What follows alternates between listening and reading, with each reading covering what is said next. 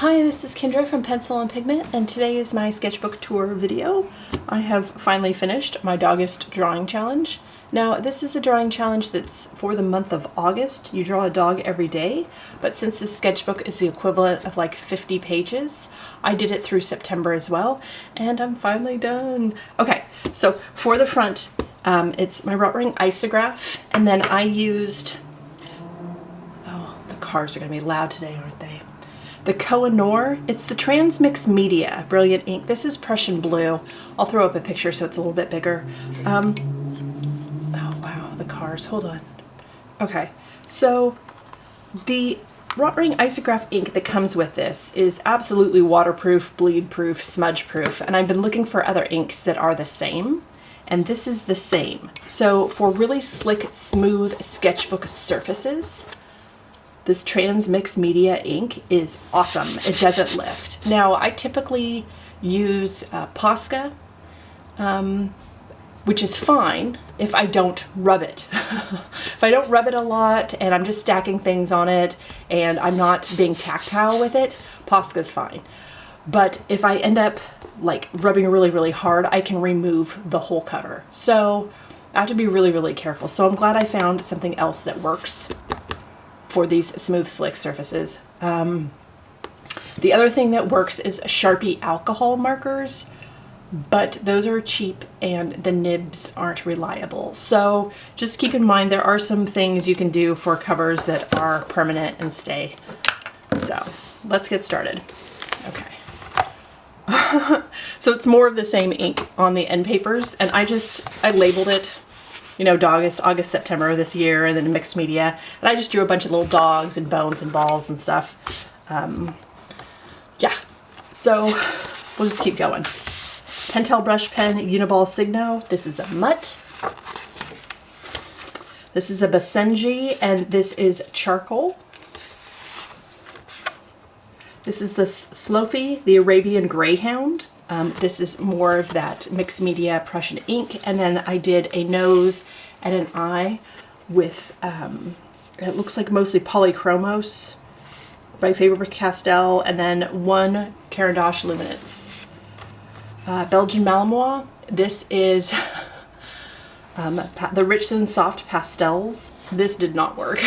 I tried a thing, I didn't like it at all. The Danish-Swedish Farm Dog, Faber-Castell Polychromos. This is a Saluki. This is the Derwent XL Blocks, and then Uniball Signo for a leaf background. This is more just Rotring Isograph, the regular ink. This is a Broheimer. And I apologize, my pronunciation of everything is bad. This is a Kaiken, and this is Pilot Pen. This is an American Bully, and this is Uniball Signo. This is the Peruvian Incan Organ Dog, and this is like Monstera leaves. This is the Zig Clean Color, I think marine green. English Pointer, and I just did, I don't even know if you can see that. It was just me doing loose sketches. Some of these, excuse me, some of these I feel are more like illustration, like more professional illustrations. Some of these are a bit more drawing, and some of these are doodles. So I have, like, in my mind, I have my own personal distinctions between the three.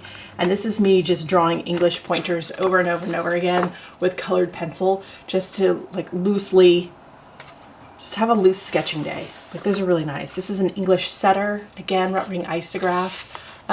This is a Leuchtturm. This is one of the old ones. They were discontinuing the 180 GSM page back in 2021, and I bought a ton of them. So this paper is not sized.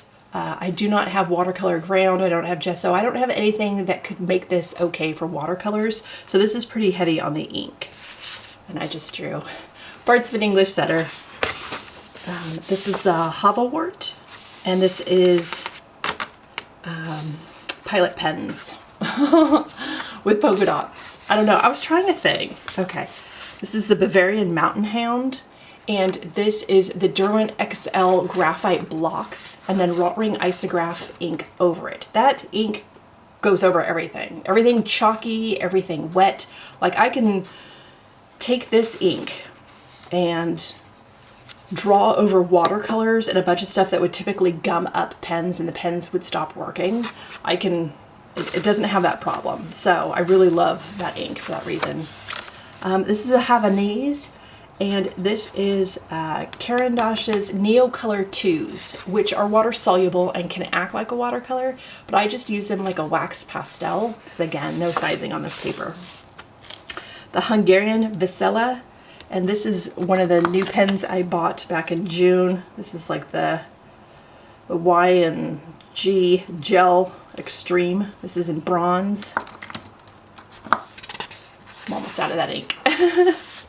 A Chinook, a Pentel brush pen, and then there's some Uniball Signo in silver that's kind of like stars. Tornjack, again, Uniball Signo in silver. I have a ton of silver ink just because it's really hard to get it to show up on the page. I don't really do a lot of silver, but I like silver on white paper and I like gold on ivory paper. So I think the silver looks really nice in person. I just don't know if it translates very well on camera. The Calupo, again, wrought ring isograph ink. I added some hearts. Blue Lacy. So this is Copic multiliner in warm gray.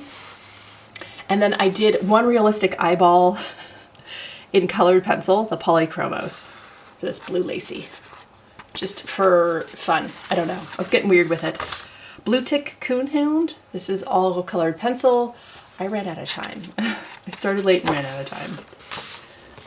This is an Italian Volpino, and this is Pentel brush pen. Harrier, Pentel brush pen, and Uniball Signo in gold. Pumi, again, a charcoal. So that was fun. Bolikuda, Pilot pen, and then Uniball Signo. I don't have control over what the prompts were for this drawing challenge. So some of these dogs aren't actual pet dogs. Like I think this one is from India. And I think this one is an aggressive like fighting dog.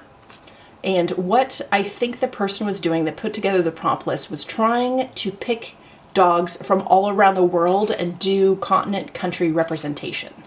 So I think that's why this dog is in here. So it's not a thing like it's, I don't know how to word this in a way that's tactful enough, because I don't believe it's the dog. I believe it's the owner that can really make some of these dogs more vicious than they are. But some of these, like this breed, is specifically known to be really hard to train. They're large in size and they're known to be aggressive. So, I mean, you can send me emails about how upset you are with the dogs that I drew, and you can leave scathing comments in the comment section, and that's fine. Everybody deserves to feel heard, but this is just, I was going through the prompt list of something somebody else created, and I chose to do all the ones on the prompt list. And I've never met this dog. Again, this dog is from India, and I like to believe that all dogs are awesome. So that's what I'm sticking with. American Water Spaniel. This is Ferris Wheel Press. This is their Majestic Maple Syrup, and I used a glass dip pen. Griffin Bruxo? I can't pronounce that. I apologize. And this is just, ooh, this is ink in a wrought ring isograph. More ink. Bouvard de Flanders. So this one is Richton Soft Pastels, and it looks better monochromatic. And I did some Cosmos. We have some pink Cosmos blooming, and they're so pretty. Tibetan Spaniel. This is Caran d'Ache's Neocolor 2. Cotton de Tulare. Faber-Castell Polychromos. I don't even know if you can see this. I thought this would be hilarious because it's a white dog on a white page, to just lean into how pale and white this dog actually is. So this was actually a pretty quick illustration where I used like pale gray 10%. And it looks like I have a little tiny bit, oh yeah, right in here. So I have a little bit of Carmine Lake, raw umber, that's burnt sienna, sorry. That's indigo, black, and medium gray. So I have them at a very, very pale amount as I drew this for fun. Pentel brush pen. This is a rough collie. Again, more of that transmix media. This is a Whippet. Oh, again, the cars. I have my back door open because of our cat. You know what? This one doesn't even have a name on it. Oh, shoots. I have one without a name. And you think I would have checked this better, but I didn't. So let me look up which name this is. You are... Let me put this on here. This is a Silken Windhound. I'll just put it on the side. This took an hour and a half. If you're curious how long each one took, on my Instagram, I uploaded every day. Again, this is Uniball Signo in silver, so it's kind of hard to see. But I have the times for all these, in case you're curious how long each one took. So this is Wrought Ring Isograph with brown ink, and then Faber-Castell Polychromos. This is an Akbash, and I did two different medias. Australian Kelpie, this is acrylic. So this paper is heavy enough that it can handle, and this is really textured. I put this whole thing on here with a palette knife, like a plastic palette knife. And these are the only colors I own. So I only own 3 colors, and I just decided we're just gonna do a little acrylic. But I wasn't sure about drying. So I had to do this really early in the day and then set it out for over 24 hours, plus my hair dryer. Okay, this is Zerdava, and this was Tombow pen. I think it's like their cherry something. And then I did Polychromos over it. So starting to lean into the weird a little bit. Scottish Deerhound. This is Caran d'Ache Luminance, and this is Faber-Castell Polychromos. I did this in a video. Belgian Tervuren. Pentel brush pen, Uniball Signo with vines and stuff. And you can kind of see the gold.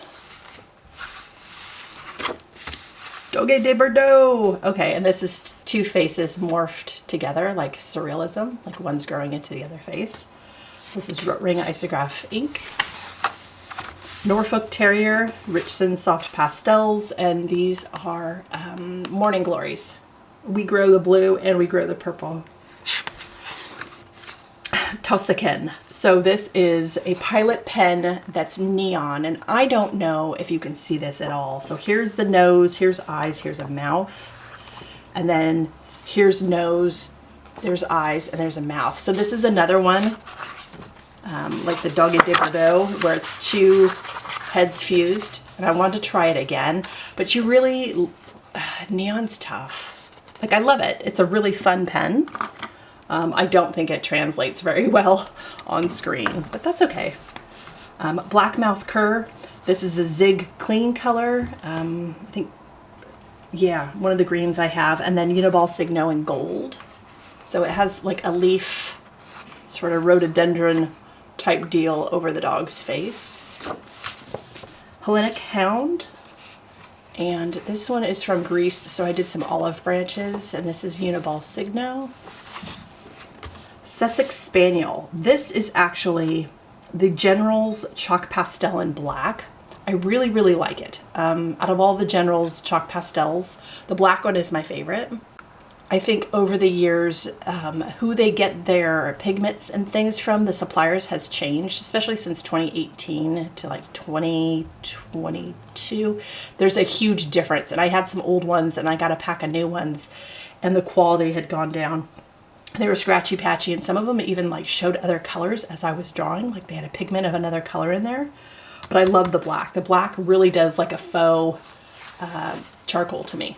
It's really soft. You just, when you go to use it, sharpen with an X-Acto knife, be really, really careful. It's really, really soft. And then I did some daisies on the side. This is Dutch. I don't think I can say this. Kukurhanji? I'm sorry. I apologize. It's terrible. Pentel brush pen, and then I did Uniball Signo silver roses all over this dog. Stebihund, and this is supposed to be this is supposed to be a waterproof ink. It's really not. It's a brown I have that I bought. It's not my favorite. So I decided to lean into that and add water and smear the ink off. And then I did, this is the Pentel sign pen in the warm yellow, the cadmium yellow they have, so a brown and yellow. Barbette, this is like a water dog. Yeah, Pilot pens, lots and lots of Pilot pens, and heavy on the green, but it looks like confetti to me. It's kind of cute. Azawaka, Azawaka. I know I'm pronouncing that bad, and I'm sorry. Faber-Castell Polychromos. So this is just 3 greens and a yellow, and I just, this was not on the prompt list. Somebody had left me a comment in one of my videos. They wanted to see me draw this, so I drew it.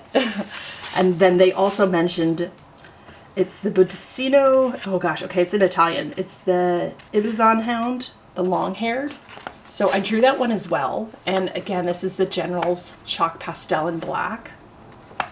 So, and this has the logo. So this is the end paper that people don't typically draw on, but I draw on it anyway because it's the same. It just has the logo at the bottom. I don't care. And then here's the pocket. I don't typically draw across the pocket because I don't know, I just don't. So this is the whole thing. Again, this is our dog. She is a Cane Corso German Shepherd mix. This is a picture of her at the beach with her harness on.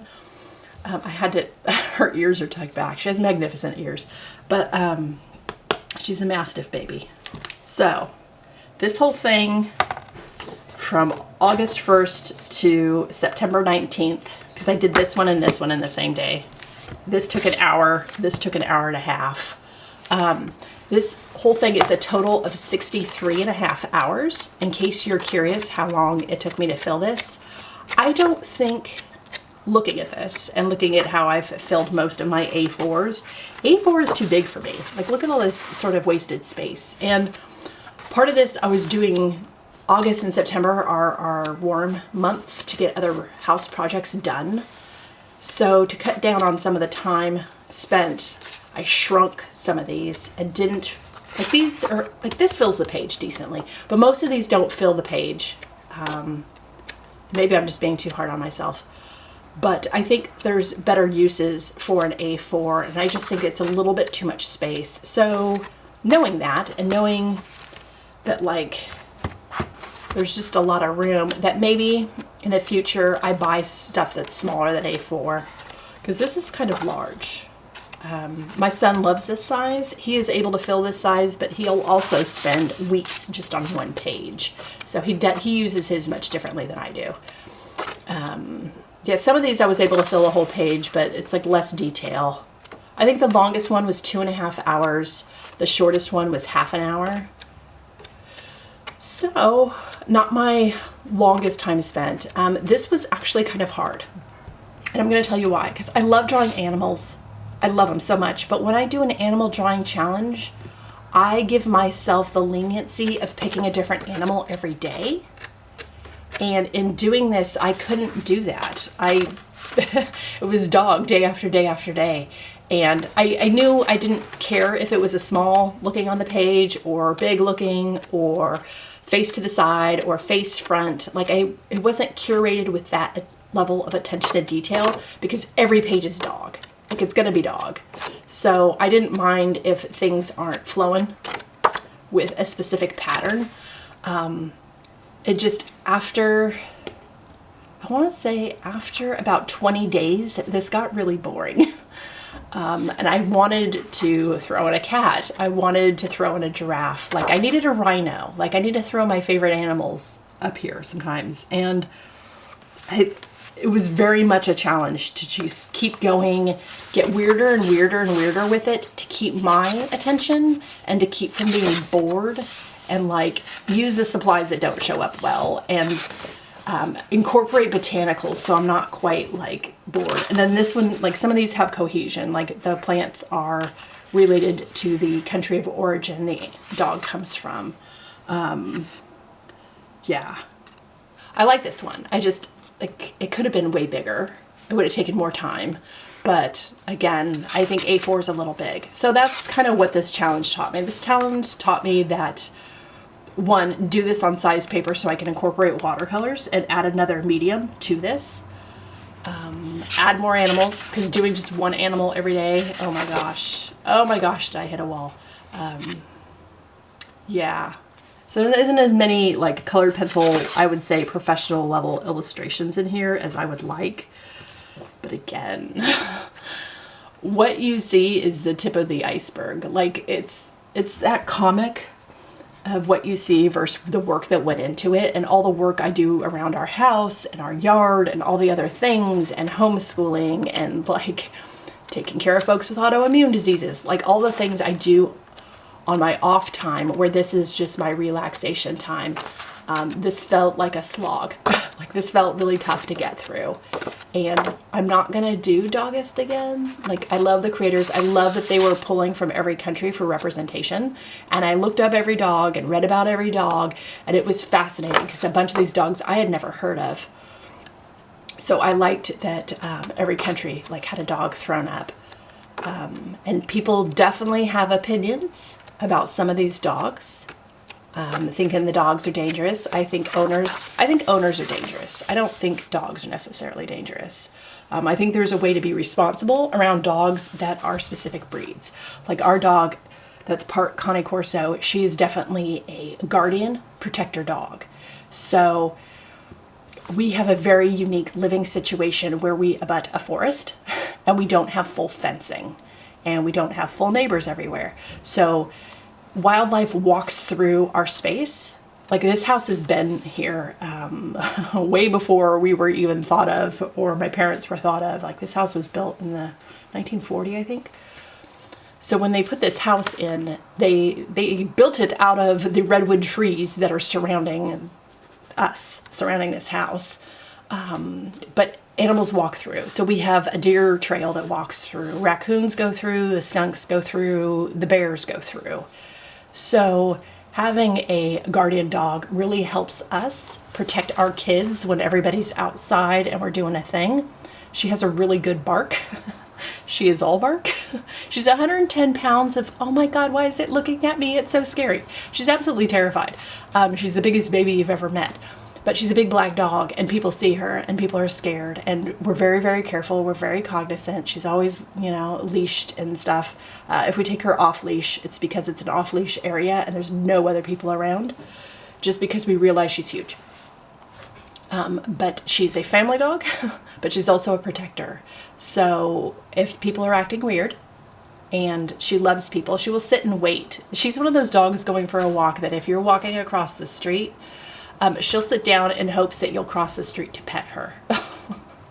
So it makes walks take a little longer than we'd like sometimes. Yeah, of the thousands of people she's been around, I think there's only been 3 that she tried to protect a guy that was 6.5 feet tall. She went and sat in front of him facing out and barked at another man, and he's like, "Is your dog's protecting me?" And I'm like, "Yeah, she doesn't like that guy and he's too close to you, and she loves everybody, so I'm gonna listen to my dog on that one." And he's like, I've never been protected by a dog before. I'm a huge guy. And I was like, yeah, I don't know. I don't know. I just go with it. There were a couple gentlemen that showed up to the dog park one time without a dog, and our dog absolutely barked at them till they left. And I don't know if they were looking to take a dog or what. They were acting very strange. To each your own, but it's to go to a dog park and not bring a dog and then go into the dog area and walk around following the dogs is kind of strange behavior. I understand, like on your lunch break, if you just want to get that endorphin, oxytocin of just seeing dogs play and hanging out and watching, but to like go in and then follow them around, it's a little strange. She didn't like those 2 guys. So I don't know. I think when you go to get a dog, adopt a dog, buy a dog, however you choose to do that in your life, don't look at the cuteness factor. like the face factor. That's what I call it. Like when they're a cute puppy. Oh man, every dog is a cute puppy. That's the nature of puppies. That's how people end up with dogs. But the problem is people aren't buying breeds that specifically fit their lifestyle. And you really have to look at the nature of the dog and look at their energy levels. This is turning into a huge PSA, and I apologize if you're not interested in that. Feel free to exit out the video. But I just really believe that you can't go by, oh, I love how that dog looks, I want that dog. That doesn't make for a success and ownership. So we had this house. We knew that there were huge animals going through. We didn't want to fence it. We don't want to keep out the animals that have always gone through the area of our backyard and our front yard and our side yard. We want to coexist, but we want everybody safe. So having a guarding dog was like a cognizant thing. Also, teaching our kids about large dog ownership and large dog training was also a thing that was very important to us, because our kids just didn't have that knowledge and that understanding. Like, a lot of people are fine around tiny dogs and that's like not a thing. But once you get into that the large Mastiff sizes, it becomes something that people need a little bit more knowledge with and understanding with. Like, how do you approach them? What do you do when their behavior's bad, when they outweigh you? Like, so, I mean, it's just something that we chose, that we knew we would put in the time and the effort and the money and all the things for. But to each your own. So you can leave a comment about a dog you don't feel is poorly chosen on this prompt list. But I really do believe there aren't any bad dogs. I think it's what you pour into them. And if you pour in the time that it takes, because a lot of these dogs are higher energy and need more training. If you pour in that time and you pour in that love and the attention that the breed needs, whether they need like exercise or they're a working dog, or they're just a couch potato pet, like understanding that, I just don't think dogs are bad. I don't see that in any dog. You're not going to find me saying that about any of them. Do some of them lean more towards not being good with kids? Absolutely, but you'll find that with any. There are people that are not good with kids. So you can't fault like one whole breed or one whole species if the people that adopt all the dogs are using them predominantly as fight dogs, or, you know what I'm saying? Like, that's a really difficult thing to understand, that we're the boss, we're the pack leader of these dogs, of who we adopt, who we buy, who we bring into our home. And we have to be responsible. We have to do the right thing. And the right thing isn't like buying a dog and then going, okay, kick it in the backyard, I'm off to work. Like, that's really, really hard on dogs. Dogs need more time than that. And so just be very, very careful. Like, when you see a little cutie and you're like, oh my God, I want to adopt him, I want to bring him home.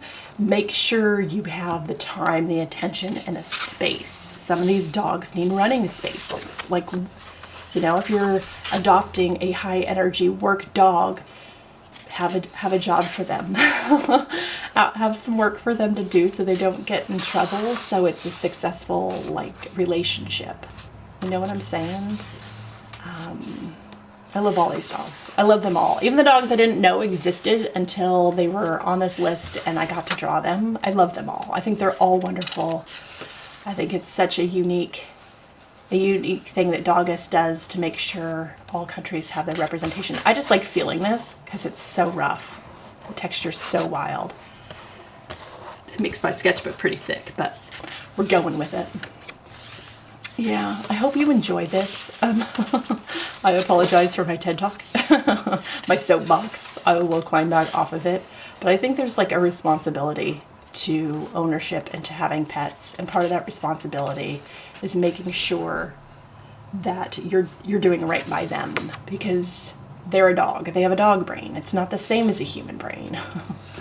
They don't know that you're setting them up for failure if you don't have the proper space, the proper time to train them and give them the energy they need. Like, our dog gets walked 2 hours every day, an hour in the morning and an hour at night, and it's been that way for 6 years.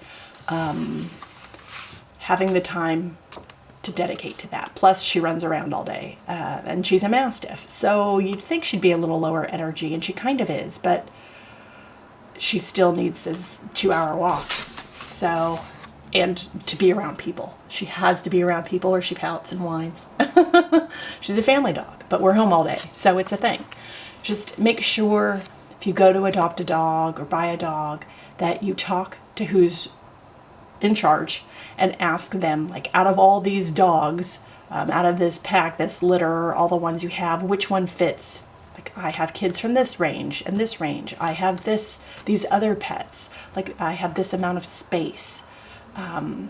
We have 2 cats. Our dog was cat tested to make sure she wouldn't attack cats when we adopted her. She was one of seven sisters, and she was the only one that didn't go after the adoption cat that lives on the location there and test dogs. That's like her role, is to like comfort animals that are hurt and for dog testing.